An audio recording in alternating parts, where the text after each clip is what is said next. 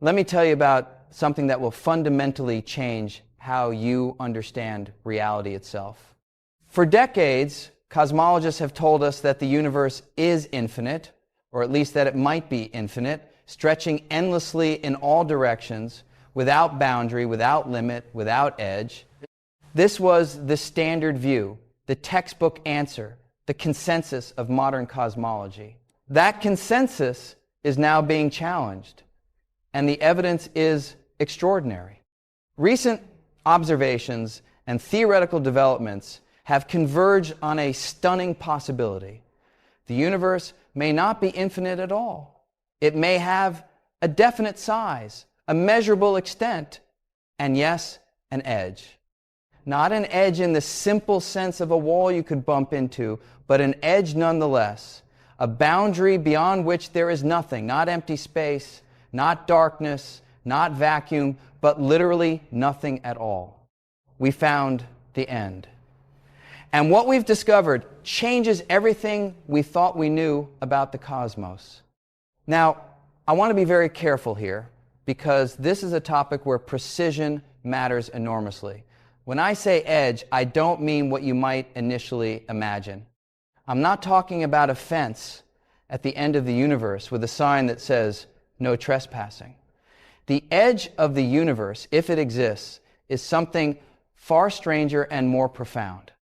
But before I explain what that edge might be, let me take you through the journey of how we got here, how scientists moved from assuming an infinite cosmos to seriously considering a finite one with an actual boundary. Let's start with what we thought we knew. For most of human history, people assumed the universe was finite. The ancient Greeks imagined a celestial sphere surrounding the earth, with the stars embedded in it like lights in a dome. Medieval cosmology placed Earth at the center of nested spheres, with the outermost sphere marking the boundary of creation. It wasn't until the scientific revolution that the possibility of an infinite universe became thinkable. Isaac Newton's physics seemed to require infinite space.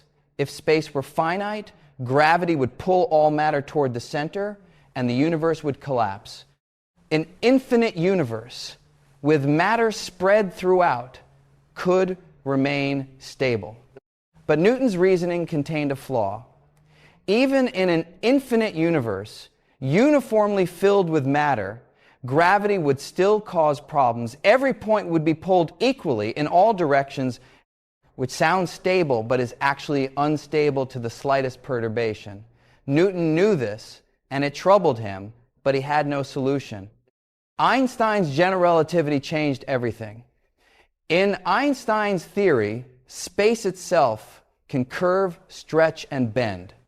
The universe doesn't have to be a static stage on which matter performs. It can be a dynamic entity that evolves over time, expanding or contracting, curving back on itself, or stretching to infinity. Einstein's equations allow for many possible universes. Some are infinite flat or saddle-shaped, stretching forever. Others are finite but unbounded, curved back on themselves like the surface of a sphere, so that if you traveled far enough in any direction, you'd eventually return to where you started. When Einstein first applied his equations to the universe as a whole in 1917, he was disturbed to find that they predicted a dynamic universe, one that must be either expanding or contracting. He added a cosmological constant to his equations, a fudge factor that would allow for a static universe. Then, in 1929, Edwin Hubble discovered that the universe is indeed expanding. Distant galaxies are moving away from us, and the farther away they are, the faster they're receding. Einstein reportedly called his cosmological constant the biggest blunder of his career. But here's the thing. Even though we knew the universe was expanding, we didn't know whether it was finite or infinite. Both possibilities remained consistent with the observations. The expansion could be carrying infinite space into more infinite space, or it could be expanding a finite bubble into the literal nothingness beyond. For decades, cosmologists treated this as an open question, interesting but perhaps unanswerable. The consensus view, if there was one, leans slightly toward infinity. An infinite universe seems simpler, more elegant, more consistent with the cosmological principle that says the universe looks the same everywhere. But recent discoveries have begun to tip the scales. Let me tell you about the cosmic microwave background, because this is where the evidence for a finite universe becomes compelling. The cosmic microwave background, the CMB, is the oldest light in the universe. It was emitted about 380,000 years after the Big Bang, when the universe had cooled enough for atoms to form and light to travel freely through space. Before that moment, the universe was a hot, dense plasma, opaque to light. After that moment, it became transparent, and light could travel unimpeded. That light has been traveling ever since, for 8 billion years. As the universe expanded, the light stretched too, its wavelength increasing from visible light to infrared to microwaves. Today, we can detect this ancient light as a faint microwave glow coming from every direction in the sky. The CMB is almost perfectly uniform. It looks the same no matter which direction you point your antenna. But almost is the key word. There are tiny variations, fluctuations in temperature of about 1 part in 100,000. These fluctuations are the seeds of all the structure in the universe, the slight density variations in the early universe that would eventually grow into galaxies, clusters, and the vast cosmic web we see today. Scientists have mapped these fluctuations in exquisite detail using satellites like COBE, WMAP, and most recently the Planck satellite. And what they've found is remarkable.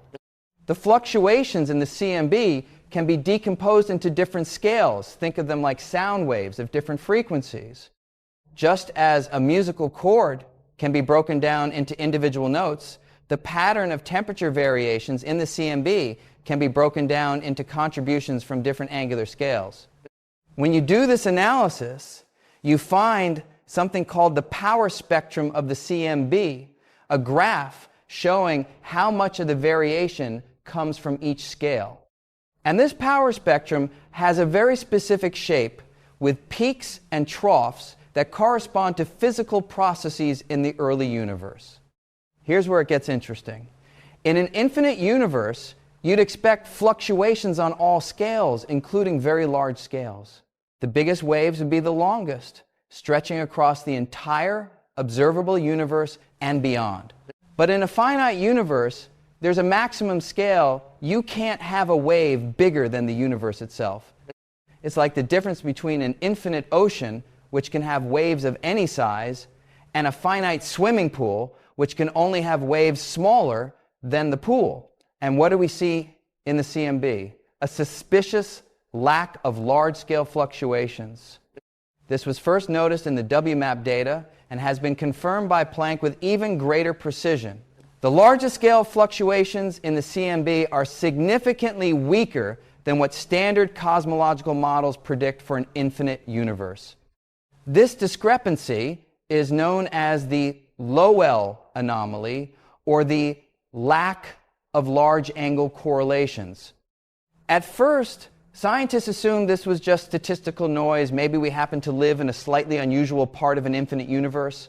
But as the data has improved and the anomaly has persisted, that explanation has become less satisfying.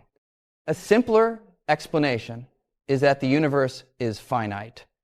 If the universe has a definite size, then fluctuations larger than that size simply can't exist.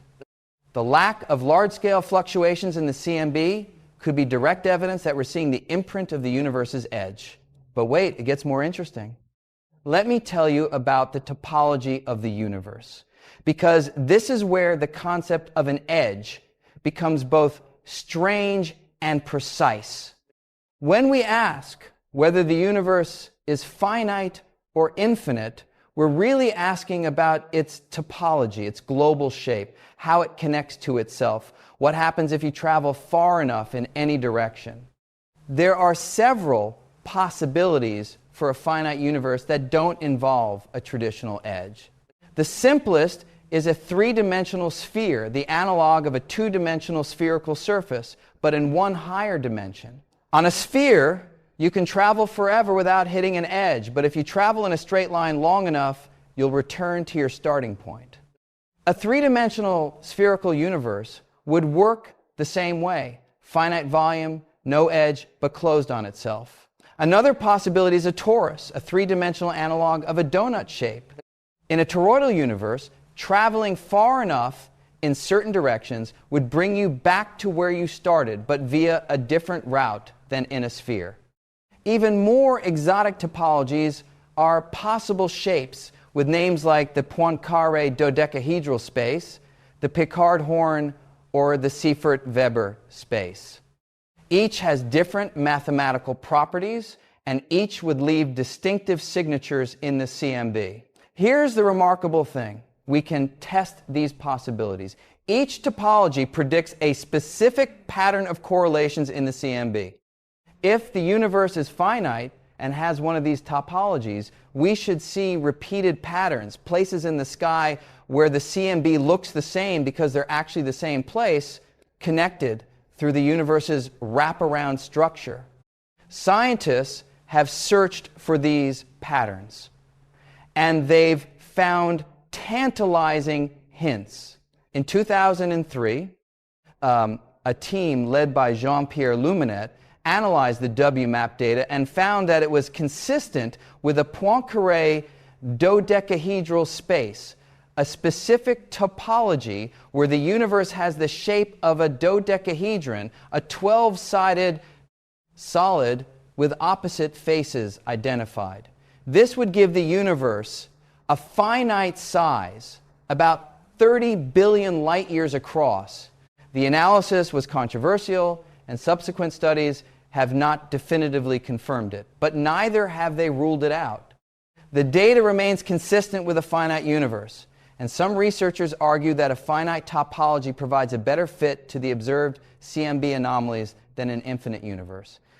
More recently, studies have focused on what's called the axis of evil, a curious alignment of the largest scale features in the CMB with the plane of our solar system. In an infinite universe with random fluctuations, such an alignment would be extremely unlikely. But in a finite universe with the right topology, it could be a natural consequence of the geometry. The evidence is not yet conclusive. We don't have proof that the universe is finite, but we have hints, suggestions, anomalies that are easier to explain if the universe has an edge than if it doesn't. And that brings us to the most recent developments, the discoveries that have pushed this from speculation to serious scientific consideration. Let me tell you about what's been happening in the last few years. Several independent lines of evidence have converged to suggest that the universe may be not just finite, but surprisingly small, perhaps only slightly larger than the observable universe. First, there's the Hubble tension. You may have heard about this. It's one of the biggest puzzles in modern cosmology. When we measure the expansion rate of the universe using the CMB, we get one value. When we measure it using nearby galaxies and supernovae, we get a different value. The discrepancy is small but statistically significant, and it's been confirmed by multiple independent measurements. One possible explanation for the Hubble tension is that the universe is finite. In a finite universe, light can travel around the cosmos and contribute to what we see in complicated ways. This could affect our measurements in subtle ways that might explain the discrepancy. Second, there are theoretical developments in quantum gravity. For decades, physicists have struggled to reconcile general relativity with quantum mechanics. Recent approaches, including loop quantum gravity and certain versions of string theory, suggest that space itself might be quantized, made up of discrete units at the tiniest scales. If space is quantized, it might have a minimum size and a maximum extent. The universe might be finite not just as a matter of initial conditions, but as a fundamental property of the quantum structure of space-time. Third, there are philosophical arguments from the foundations of physics. An infinite universe leads to paradoxes and puzzles that a finite universe avoids. In an infinite universe, everything that can happen does happen infinitely many times. There are infinitely many copies of you reading infinitely many versions of this. Every possible history plays out somewhere. This leads to profound challenges for probability, prediction, and meaning. A finite universe avoids these puzzles. If the universe has a definite size, then it contains a finite amount of matter, a finite number of possible configurations, a finite scope for what exists. The paradoxes of infinity dissolve. Some physicists argue that this is reason enough to prefer a finite universe, independent of observational evidence. An infinite universe is, in some sense, unphysical. It can't be measured, can't be fully described, can't be understood. A finite universe is, at least in principle, comprehensible. But what would it mean for the universe to have an edge? What would that edge be like? This is where things get truly strange. If the universe is finite, its edge is not like any edge you've ever encountered. It's not a wall, it's not a surface, it's not a place you could visit or photograph. One possibility is that the universe has no edge at all. It's finite but unbounded, like the surface of a sphere. You can never reach the edge because there is no edge. Instead, you'd eventually come back to where you started. But there's another possibility that some recent theoretical work has explored. The universe might have a genuine boundary beyond which there is literally nothing. Not empty space, not vacuum, nothing. No space, no time, no dimensions, no existence. This is hard to imagine because our minds are built to think in terms of space and time. When I say nothing, you probably imagine blackness, emptiness, void. But that's still something. It's space without stuff in it. True nothingness is more radical. It's the absence of space itself. There's no there, no place to be, no time passing, no dimensions in which anything could exist. If the universe has this kind of edge, it would be like asking what's north of the North Pole. The question presupposes something that doesn't exist. Just as there's no point north of the North Pole because that's where the northward direction ends, there's no place beyond the edge of the universe because that's where space itself ends. Recent work in quantum cosmology has explored models where the universe emerges from nothing, from a state with no space, no time, no matter, no energy. If the universe can emerge from nothing, it might also have a boundary with nothing. The edge of the universe would be the place where existence meets non-existence. What would happen if you approached this edge? In principle, you can't. The edge is not a place in space, it's the limit of space itself. As you travel toward the edge, space would curve or stretch in ways that prevent you from ever reaching it. You might experience distortions of space and time, gravitational effects, perhaps even a barrier that turns you back. Or, in some models, you might simply cease to exist as you reach the boundary. Not die, not disintegrate, just stop existing as the space that contains you runs out. These ideas are highly speculative. We don't have a complete theory of what the edge of the universe would be like if it exists. But the fact that serious physicists are exploring these possibilities tells us something about where the field is heading. In part 2, I want to go deeper into the evidence and the theories. I want to explore what the edge of the universe would mean for our understanding of cosmology, physics, and our place in existence. Because if the universe really has an edge, if we've really found the end, it changes everything. So we've established that the long-held assumption of an infinite universe is now being seriously questioned. The evidence from the cosmic microwave background, the Hubble tension, theoretical developments in quantum gravity, and philosophical considerations from the foundations of physics are all converging on a stunning possibility. The universe may be finite, it may have an edge. Now I want to take you deeper into this discovery. I want to explore the specific evidence in greater detail, examine the theoretical frameworks that make sense of a bounded cosmos, and confront the profound implications of what it would mean if we've truly found the end. Because here's what's remarkable. The idea of a finite universe isn't just consistent with the data in some ways, it explains the data better than an infinite universe does. The anomalies we've observed, the puzzles that have frustrated cosmologists for decades, suddenly make sense if the universe has a definite size. Let me walk you through this. First, let's return to the cosmic microwave background and examine the evidence more carefully. I mentioned the lack of large-scale fluctuations, the low L anomaly, but this is just one of several curious features in the CMB that point toward a finite universe. Another is the hemispheric asymmetry. When you look at the CMB, one half of the sky has slightly stronger fluctuations than the other half. This asymmetry is small but statistically significant, and it's been confirmed by multiple analyses of both WMAP and Planck data. In an infinite universe with random isotropic fluctuations, this asymmetry would be extremely unlikely. The probability of seeing it by chance is less than 1 in 1,000. Something is causing the universe to look different in different directions at the largest scales. A finite universe with certain topologies could naturally produce this asymmetry. If the universe wraps around on itself in a way that's not perfectly symmetric, one direction might be shorter than another. You'd come back to your starting point faster if you traveled one way than if you traveled another way.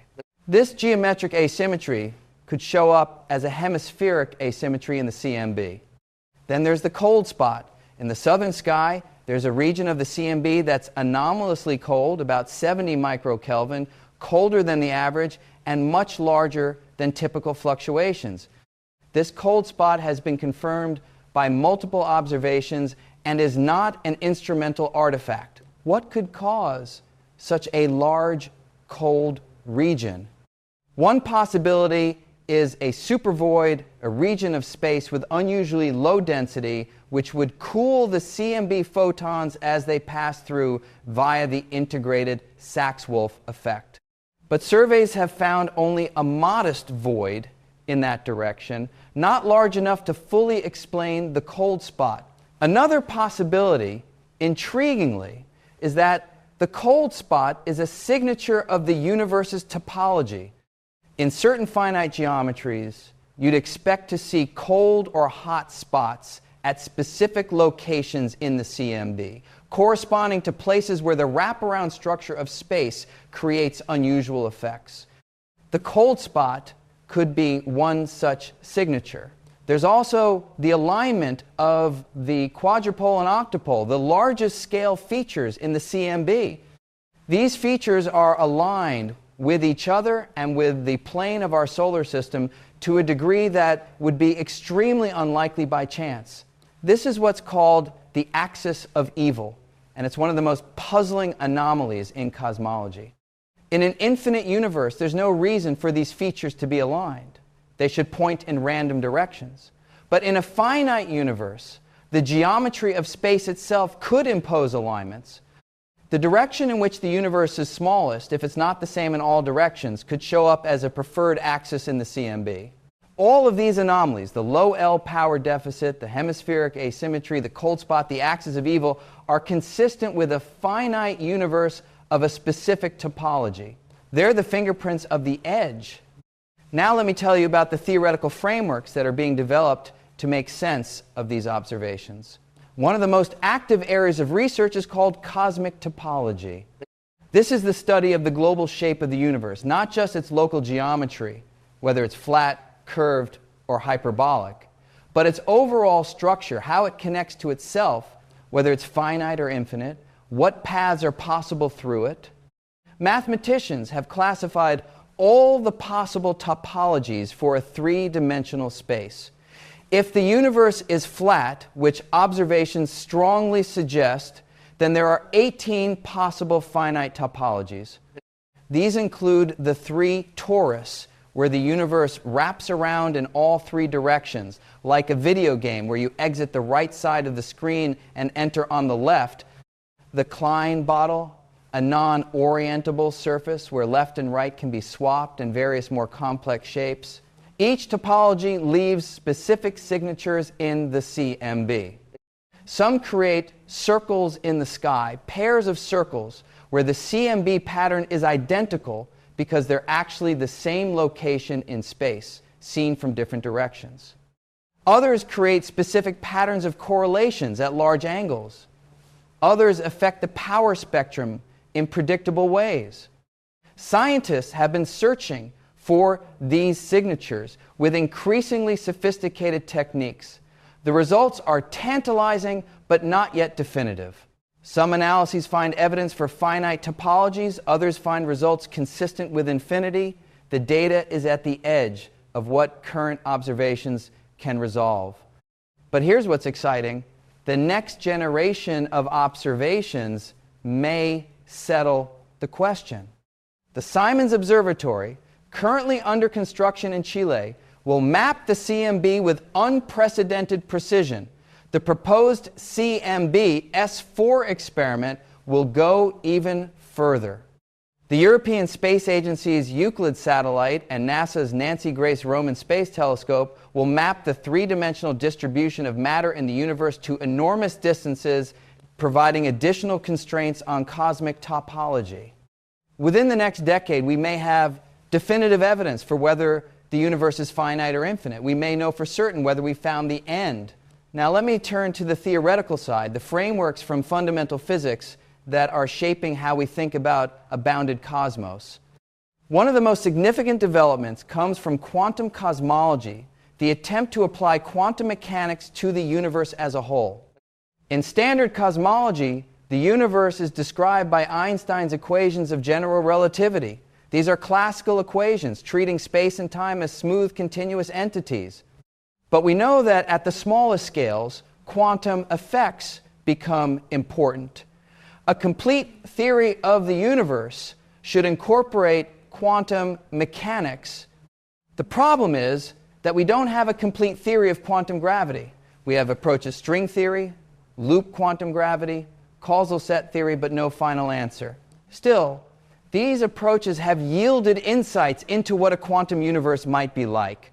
One key insight is that quantum mechanics seems to prefer finite systems. Infinite systems cause problems for quantum theory. Probabilities don't add up correctly. States can't be properly normalized. Calculations give infinite answers. These aren't just technical inconveniences. They suggest that infinity might be physically unrealizable. Some physicists have argued that a truly infinite universe is inconsistent with quantum mechanics. If so, the universe must be finite. The edge of the universe isn't just a contingent fact about initial conditions, it's a necessary consequence of the quantum structure of reality. Loop quantum gravity provides a concrete example. In this approach, space is quantized. It's made up of discrete units at the Planck scale, about 10 negative 35 meters. There's a minimum possible length, a smallest possible volume. Space is finite at the bottom. If space is quantized at the smallest scales, it might also be bounded at the largest scales. The total number of Planck scale units in the universe might be finite, giving the universe a definite size. The edge would be where the units run out, where the finite structure of space reaches its limit. String theory offers a different perspective but reaches similar conclusions. In string theory, the fundamental objects are tiny vibrating strings, and the theory requires extra dimensions beyond the three of space and one of time that we experience. These extra dimensions are typically assumed to be compact, curled up at microscopic scales. But if the extra dimensions are compact, why not the ordinary dimensions too? Some string theory scenarios feature what are called compact or warped extra dimensions, where our familiar three-dimensional space is a finite region, a brain embedded in a higher dimensional space. The edge of our observable universe might be the boundary of this brain? There's another theoretical consideration that's even more profound, the holographic principle. The holographic principle, which emerged from the study of black holes, suggests that all the information in a region of space can be encoded on its boundary. A three-dimensional volume is somehow equivalent to a two-dimensional surface surrounding it. This is deeply counterintuitive. It suggests that the world we experience might be, in some sense, a projection from a lower dimensional boundary. It's as if the universe is a hologram with the real information living on a distant surface. If the holographic principle is correct, and if the universe is finite, then there might be a cosmic holographic boundary, a surface at the edge of the universe that encodes all the information about everything inside. This boundary wouldn't be a place you could visit. It would be more like a mathematical surface where the fundamental description of reality lives. The edge of the universe, in this view, isn't just where space ends. It's where the encoding of reality lives, the ultimate source of everything that happens inside. Now let me address a question you might be asking. If the universe has an edge, what's beyond it? I touched on this in part 1, but let me go deeper, because this is where our intuition completely breaks down. We're used to thinking of space as a stage, a pre-existing arena in which things happen. If you have a stage, you can always ask what's beyond the edge of the stage. There's always more room, more space, more out there. But in general relativity, space isn't a stage. Space is part of the physical content of the universe. It can curve, stretch, and end. Asking what's beyond the edge of space is like asking what's north of the North Pole. The question presupposes something that doesn't exist. Let me try an analogy. Imagine you're an ant living on the surface of a balloon. You can crawl in any direction, exploring the rubber surface. Is there an edge to your world? In one sense, no. You can crawl forever without hitting a wall. The surface is unbounded, but in another sense, yes. The surface has a finite area. If you keep crawling in a straight line, you'll eventually come back to where you started. There's nothing beyond the balloon's surface because the surface is all there is for you, the two-dimensional ant. The balloon is the entirety of existence. Now, we three-dimensional beings can see the balloon from outside. We see that it's embedded in three-dimensional space, that there's air inside and outside it. But the ant can't perceive this. For the ant, the two-dimensional surface is everything. The universe might be similar. It might be a three-dimensional surface or something analogous that's finite but unbounded. We can't perceive what's outside because there is no outside, at least not in any sense we can access. But there's another possibility, one that's more radical and perhaps more unsettling. What if the universe isn't embedded in anything? What if there's no higher dimensional space in which our cosmos floats? What if the universe is truly and fundamentally all there is? In this case, the edge of the universe would be the edge of existence itself. Beyond it, there's no space, no time, no dimensions, no potentiality, not empty void, not quantum vacuum, not even nothingness as a thing, just not. This is almost impossible to conceive. Our minds rebel against it. We want to ask, but what's there? What would you see if you looked beyond the edge? And the answer is that the question doesn't make sense. There's no there. There's no place for anything to be. Some physicists have tried to make this more precise using the concept of a boundary condition. In physics, a boundary condition specifies what happens at the edge of a system.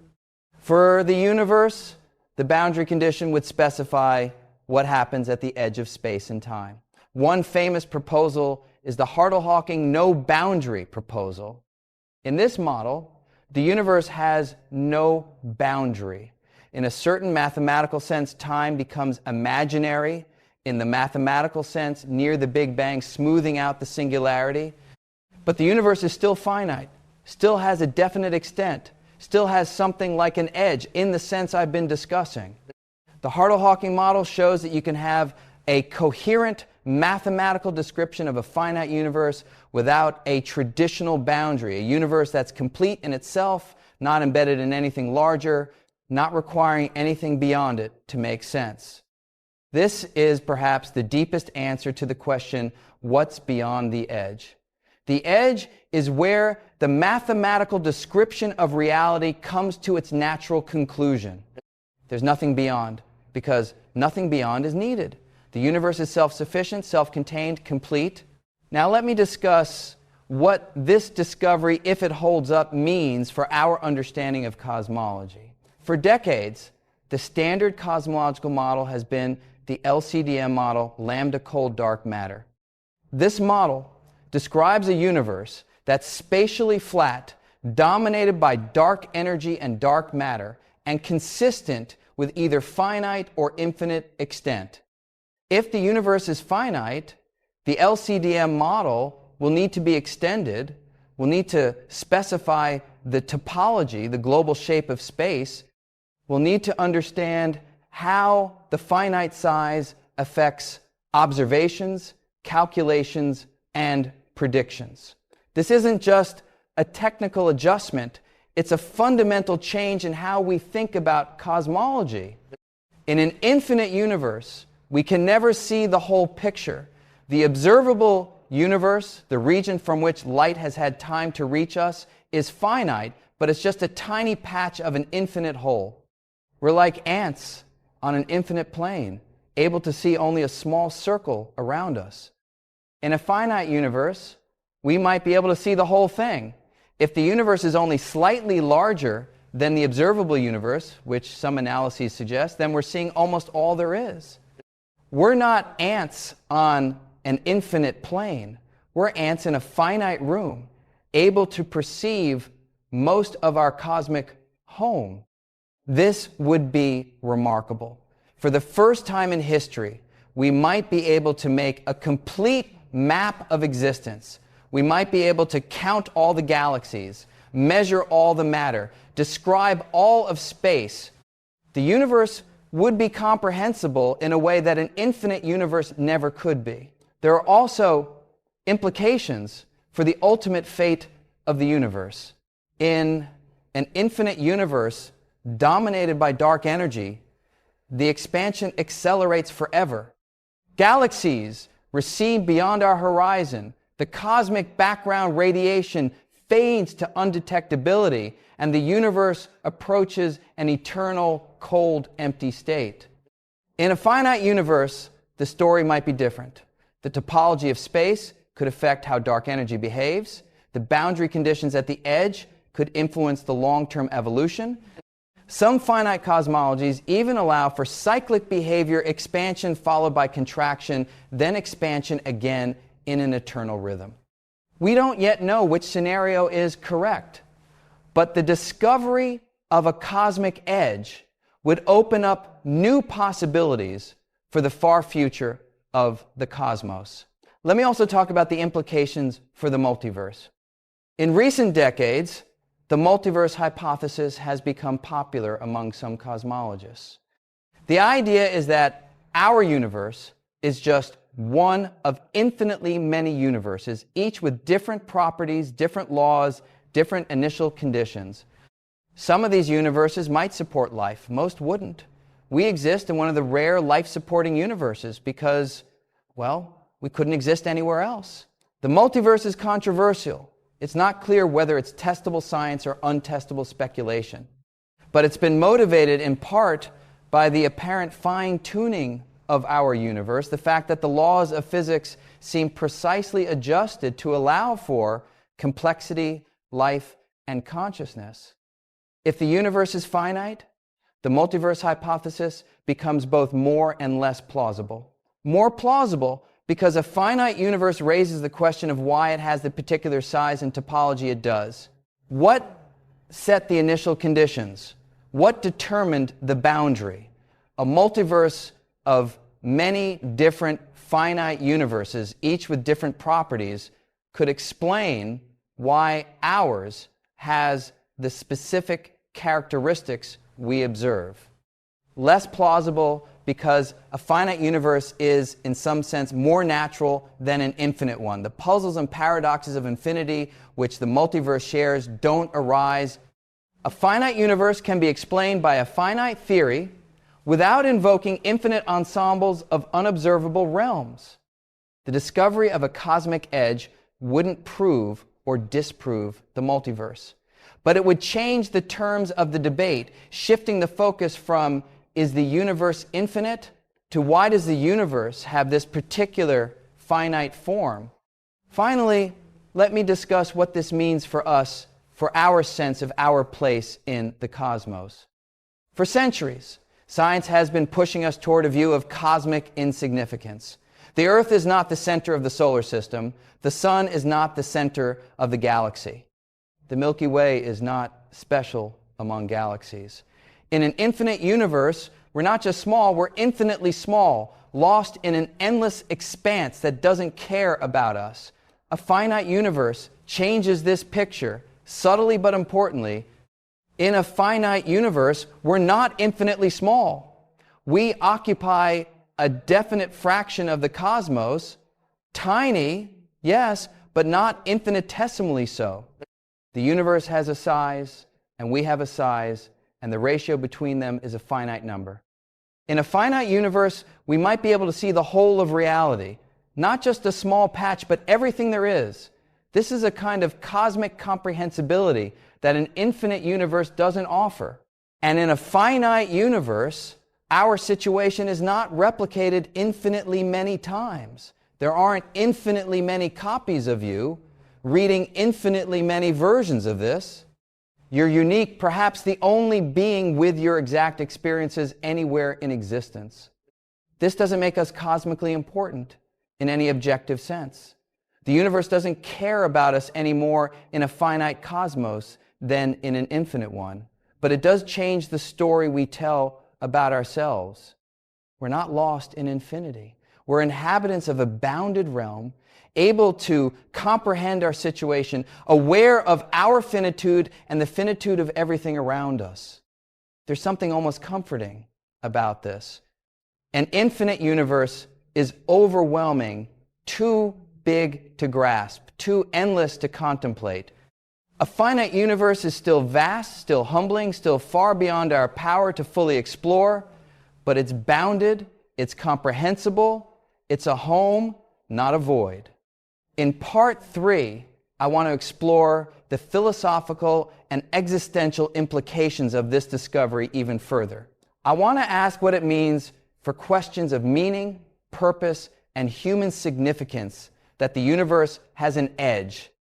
And I want to confront the deepest question of all. Why is there something rather than nothing? And why does that something have the boundaries it has? So we've journeyed through the evidence, the anomalies in the cosmic microwave background, the Hubble tension, the theoretical frameworks from quantum gravity and cosmic topology. We've explored what it would mean for the universe to have an edge, what that edge might be like, and how it would change our understanding of cosmology. Now, I want to go deeper still. I want to explore the philosophical implications of a bounded cosmos, the existential questions it raises, and what this discovery means for our understanding of existence itself. Because if the universe truly has an edge, if we've found the end, then we're confronting something more profound than just a scientific discovery. We're confronting the nature of reality at its most fundamental level. Let me start with a question that has haunted philosophers and scientists for centuries. Why is there something rather than nothing? This is perhaps the deepest question anyone can ask. Why does anything exist at all? Why is there a universe rather than just nothing? For most of human history, this question was answered by appeal to God, or God's a creator who brought the universe into being from nothing. But even this answer just pushes the question back, why does God exist? Why is there something, even a divine something, rather than nothing? In an infinite universe, this question takes on a particular character. An infinite universe seems, in some sense, maximally real. It contains everything that can exist. There's no boundary, no limit, no incompleteness. The question, why this rather than nothing, becomes almost overwhelming. You're asking why an infinite amount of stuff exists. But in a finite universe, the question becomes sharper and perhaps more tractable. A finite universe is a specific thing with specific properties. It has a definite size, a definite topology, a definite boundary.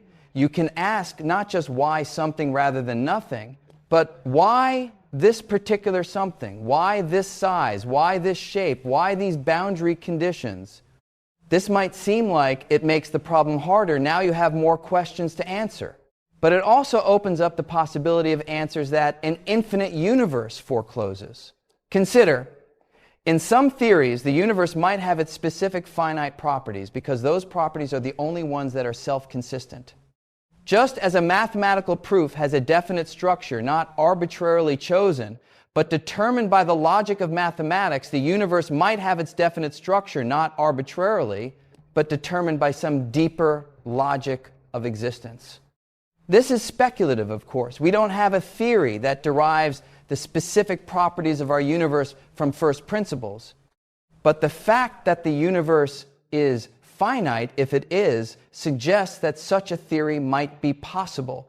A finite universe is a definite thing, and definite things can potentially be explained. There's another philosophical angle here that I find fascinating: the relationship between the universe and mathematics. Physicists have long been struck by what Eugene Wigner called the unreasonable effectiveness of mathematics in the natural sciences. The laws of physics are mathematical. The structure of reality can be captured in equations. Why should this be? One answer, proposed by physicist Max Tegmark, is that the universe doesn't just obey mathematical laws. The universe is a mathematical structure. What we call physical reality is mathematics seen from the inside. If this is true, then the finite size of the universe might be a mathematical necessity. Infinite mathematical structures have different properties than finite ones. They're more complex, harder to define, subject to paradoxes and ambiguities. A universe that's fundamentally mathematical might be finite because finite mathematical structures are more coherent, more well-defined, more real in some deep sense. This is a radical idea, and I'm not claiming it's true. But it illustrates how the discovery of a cosmic edge opens up philosophical territory that we couldn't explore before. Questions about the nature of existence, the relationship between physics and mathematics, the reason for the universe's specific properties, all of these become more tractable if the universe is finite. Let me talk about the edge itself, because I think the concept of a boundary of existence is philosophically profound. We're used to boundaries. Every object we encounter has edges, the table ends, the room has walls, our body has skin. But these are boundaries within space, boundaries between one part of space and another. The edge of the universe would be something different. A boundary of space, a limit of existence itself. What is existence at its boundary? What does it mean for space to end? Let me try to think this through carefully. If the universe has an edge, then there's a sense in which existence is not necessary. There could have been more space, more matter, more time, but there isn't. Existence is finite, bounded, limited. It didn't have to stop where it stopped, but it did. This introduces a kind of contingency into reality at the most fundamental level. The universe is this big, but it could have been bigger. It has this shape, but it could have had another shape. The edge is where things happen to end, not where they had to end. Or maybe that's wrong. Maybe the edge is necessary. Maybe the universe couldn't have been any bigger than it is, couldn't have had any other shape. Maybe the boundary conditions are fixed by some deep principle that we don't yet understand. Either way, the edge forces us to confront the specificity of existence. The universe isn't just a formless, boundless expanse. It's a definite thing with definite properties. And that definiteness demands explanation. There's also a temporal dimension to this. The universe has an edge in time as well as in space, a beginning at the Big Bang and perhaps an end at some future moment. The discovery of a spatial edge reinforces the finitude that we already knew about temporally. The universe is bounded in all directions in space and in time. This comprehensive boundedness has existential implications. We're not embedded in infinity, we're embedded in finitude. Everything that exists, every galaxy, every star, every atom, every moment of time exists within definite limits. For some, this might feel claustrophobic.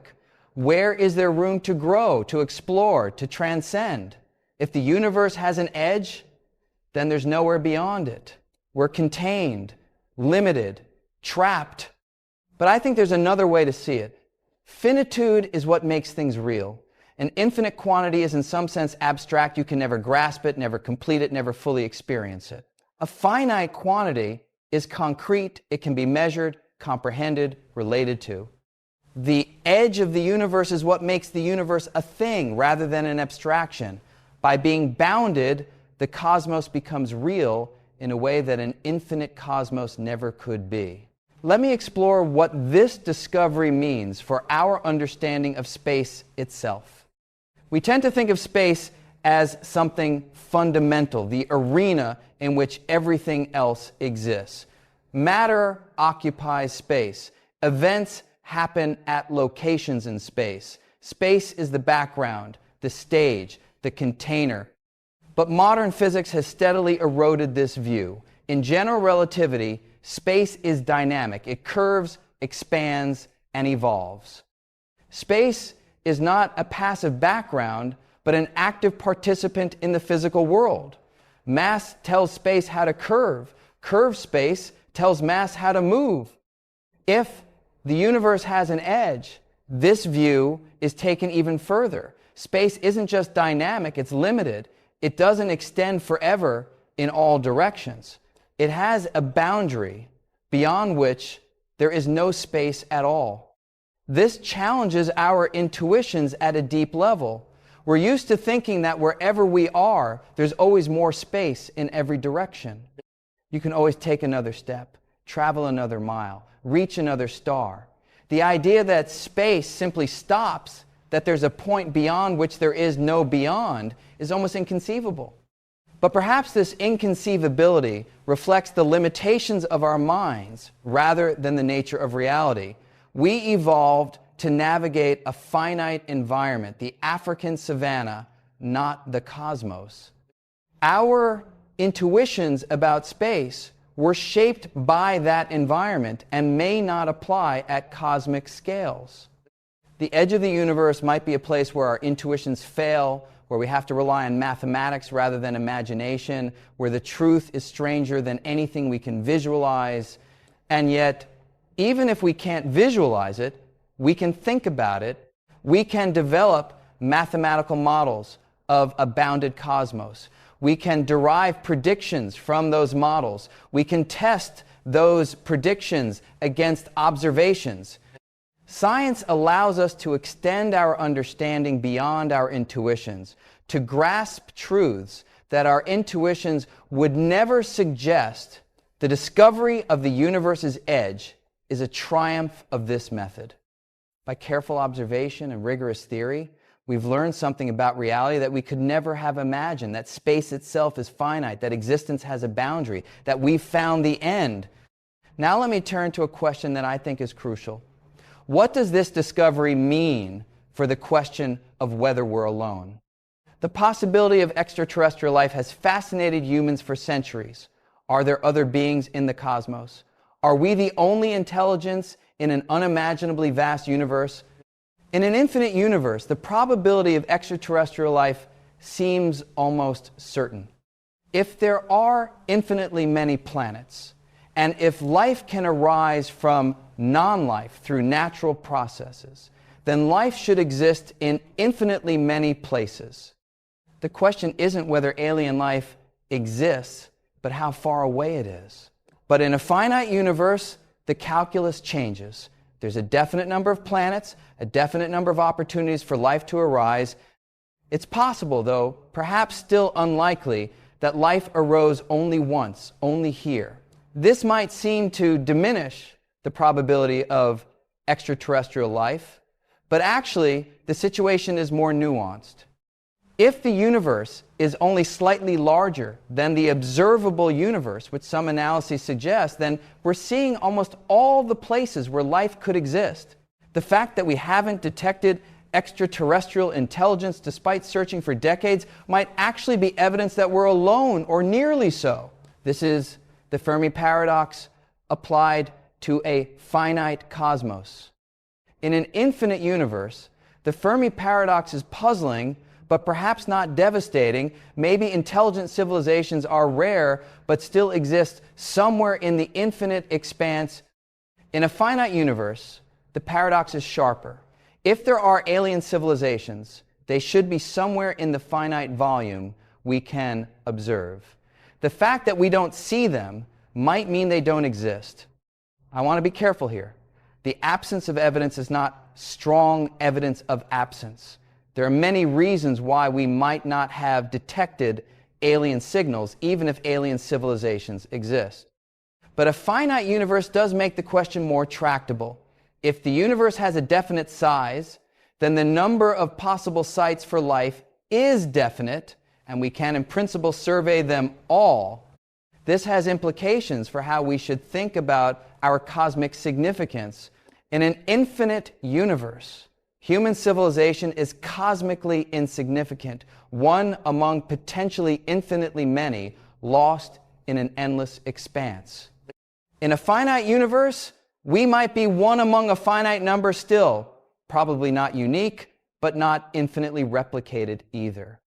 And if in a finite universe we turn out to be alone, if Earth is the only place where life has arisen, consciousness has emerged, and intelligence has developed, then our significance would be extraordinary.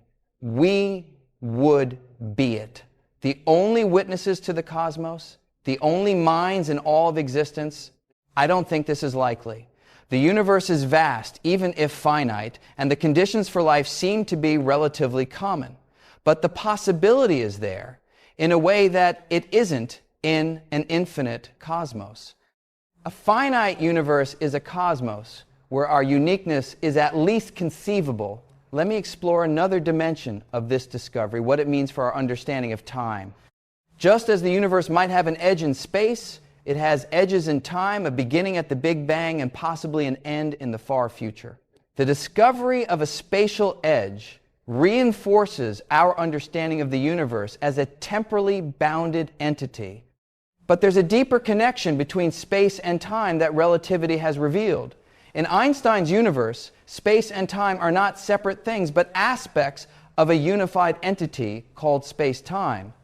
The geometry of space-time determines both the structure of space and the flow of time. If the universe has an edge in space, what does this mean for time? Does time also end at the spatial boundary, or does time continue even where space stops? These questions don't have clear answers in current physics. We don't have a complete theory of what happens at the edge of the universe.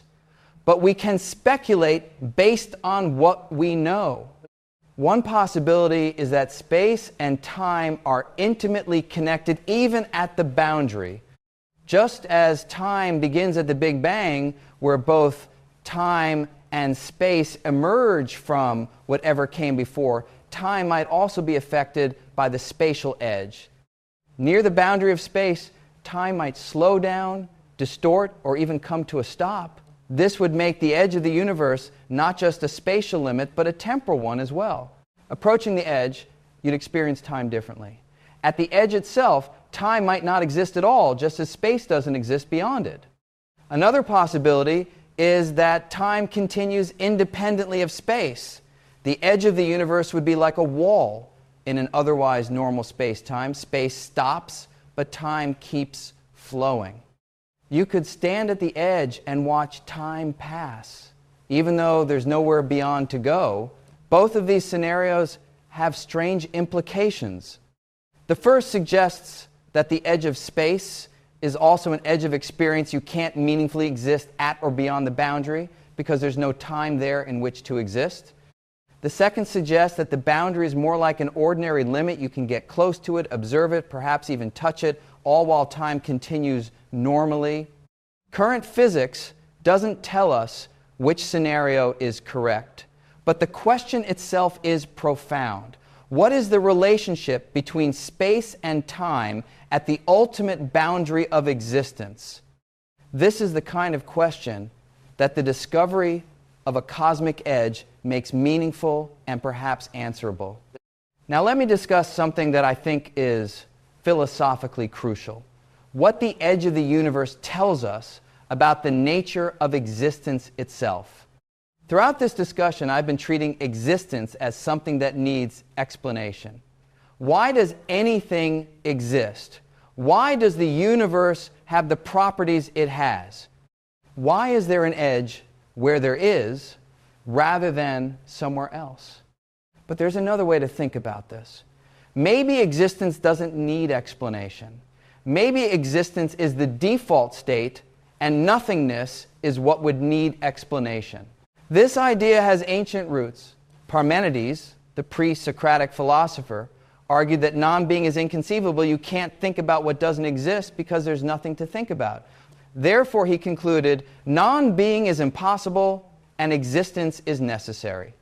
Modern physics offers a version of this argument. In quantum mechanics, the vacuum isn't really empty. It's a seething sea of virtual particles, fluctuations in quantum fields that pop in and out of existence. True nothingness. The complete absence of everything, including quantum fields, might not be physically possible. If existence is the default, then the question isn't why is there something rather than nothing, but what determines the specific form that existence takes. Why this universe with this size, this topology, this boundary? The discovery of a cosmic edge pushes us toward this question. The universe has a definite form, a definite limit. That form isn't arbitrary. It has specific mathematical properties that scientists are working to characterize. The question is, what determines those properties? One answer is that the properties are selected from a larger ensemble, the multiverse. Among all possible universes with all possible sizes and topologies, we find ourselves in one with the properties we observe because we couldn't exist in most of the others. Another answer is that the properties are uniquely determined by some deeper principle. There's only one self-consistent way for the universe to be, and the universe is that way. The edge isn't contingent, it's necessary. A third answer is that the question has no answer. The universe just is what it is, with no deeper explanation. The edge is a brute fact, not derivable from anything more fundamental. Each of these answers has different implications for how we should think about our situation. If the multiverse is real, then our universe is one among many, and its specific properties are selected rather than explained. If the universe is uniquely determined, then understanding it completely is, at least in principle, possible. There's a final theory waiting to be discovered. If the universe is a brute fact, then some questions simply have no answers. I don't know which of these is correct. Nobody does. But the discovery of a cosmic edge focuses these questions in a way that an infinite universe doesn't. A finite universe is a specific thing, and specific things demand specific explanations. Let me now talk about what this discovery means for the future, both the future of science and the future of humanity. If the universe has an edge, we have a new target for scientific investigation. What is the edge like? What happens there? Can we observe it directly or only infer it from its effects on the cosmic microwave background and other observables? The search for the edge will drive cosmology for decades to come. New satellites, new telescopes, new techniques will all be brought to bear on the question. We'll map the topology of space with increasing precision, testing predictions against observations, narrowing down the possibilities. Eventually, we may know the shape of the universe as well as we know the shape of the Earth. We'll have maps not just of the galaxies within the observable universe, but of the structure of space itself, including its boundaries.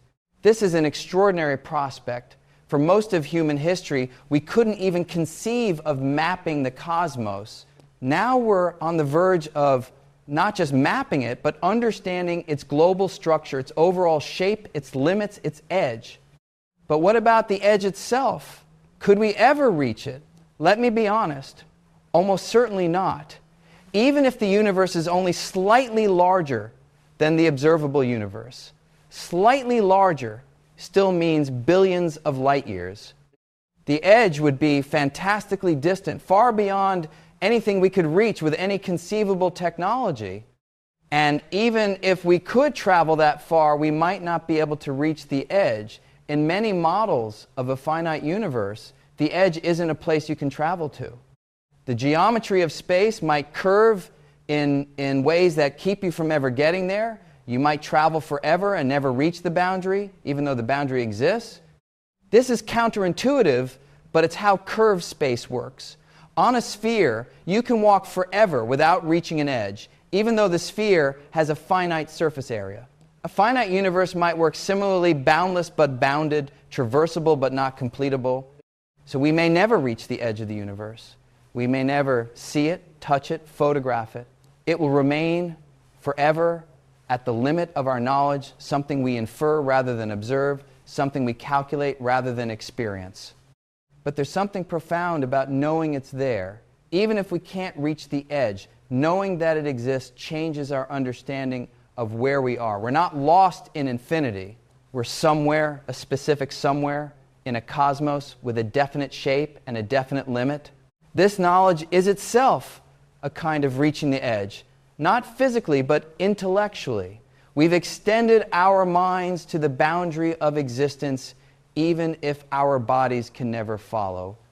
Let me now turn to the deepest question of all. What does the edge of the universe tell us about the meaning of existence? This is a question that science alone can't answer. Science can tell us what exists, but not what it means. Science can describe the edge of the universe, but not whether the universe has a purpose. But I think the discovery of a cosmic edge is relevant to the question of meaning, even if it doesn't directly answer it. In an infinite universe, meaning seems hard to come by.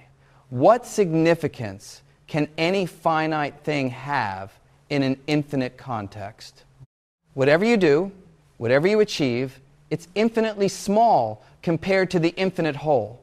The cosmos doesn't care about you. It's too big to care, too endless to notice. In a finite universe, the situation is different. A finite cosmos is a definite thing, and definite things can have purposes. A story has meaning because it has a beginning, middle, and end. A life has meaning because it's bounded by birth and death. Maybe a universe can have meaning because it's bounded by edges. I want to be careful not to overstate this. A finite universe isn't automatically meaningful. Size and meaning are different things. The universe could be finite and still utterly indifferent to human concerns. But there's a connection between finitude and meaning that I think is worth taking seriously.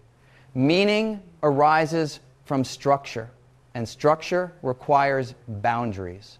An infinite, formless expanse has no structure. It's the same everywhere, forever.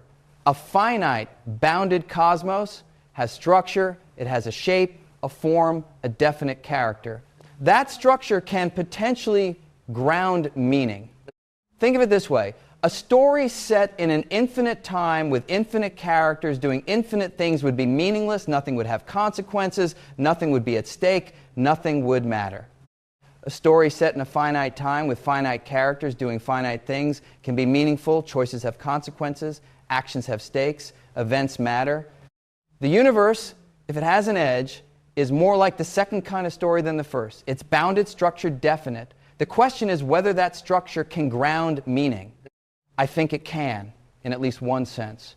The edge of the universe is a natural boundary that defines the scope of existence. Everything that exists within that boundary. Everything that matters within that boundary. There's nowhere else, no beyond, no outside, no alternative realm where other meanings might be found. This concentration of existence might be the basis for meaning. If this universe is all there is, then what happens here is all that happens. Human life, human experience, human striving, these aren't lost in an infinite sea of alternatives. They're part of the definite, bounded, meaningful whole. This is a hopeful thought, I think.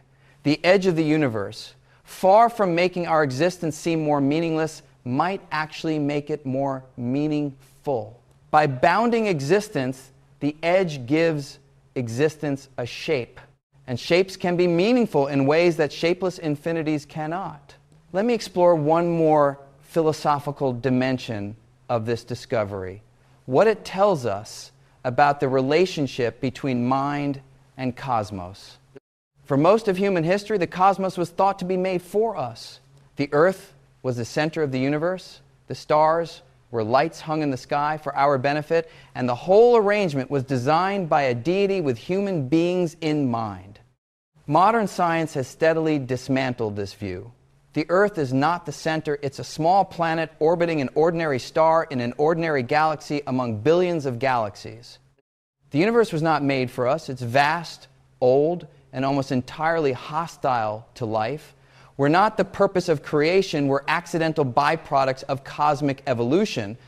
This is the standard scientific worldview, and there's much to be said for it. It's humbling, it's realistic, it corrects our tendency towards self-importance. But the discovery of a cosmic edge adds a new element to this picture. If the universe is finite, then it's a specific thing with specific properties. Those properties include, among other things, the fact that conscious beings like us exist within it. The universe is the kind of thing that produces minds. Now, I'm not suggesting that the universe was designed to produce minds. I'm not arguing for intelligent design or cosmic teleology. But I am suggesting that the relationship between mind and cosmos is more intimate than we might have thought. In an infinite universe, the existence of mind seems almost accidental, a random fluctuation in an endless expanse. In a finite universe, the existence of mind is part of the definite character of the cosmos. This universe, with its specific size and topology and boundary conditions, is a universe that produces minds. Why? We don't know. Maybe it's a coincidence. Maybe it's a selection effect. We can only exist in universes that produce minds, so of course we observe such a universe. Maybe it's something deeper. Maybe the production of minds is somehow connected to the fundamental nature of existence. This last possibility is the most radical, and I mention it only as a speculation. But some physicists and philosophers have suggested that consciousness might be fundamental to reality in some way, that mind and cosmos are not separate things but aspects of a single underlying reality. If this is true, then the edge of the universe might also be, in some sense, the edge of mind. The boundary of existence would be the boundary of experience. What exists within the cosmos would be what can be experienced. What lies beyond the edge would be the literally inconceivable. This is highly speculative, and I don't want to lean on it too heavily, but it illustrates how the discovery of a cosmic edge opens up philosophical territory that we couldn't explore before. Questions about the relationship between mind and matter, between consciousness and cosmos, become more focused and perhaps more tractable when we're dealing with a finite, bounded universe. Let me bring this discussion toward a conclusion by reflecting on what we've learned and what it means. We started with a scientific discovery, evidence that the universe may be finite, may have an edge, may have a definite size and shape rather than extending infinitely in all directions. This discovery comes from observations of the cosmic microwave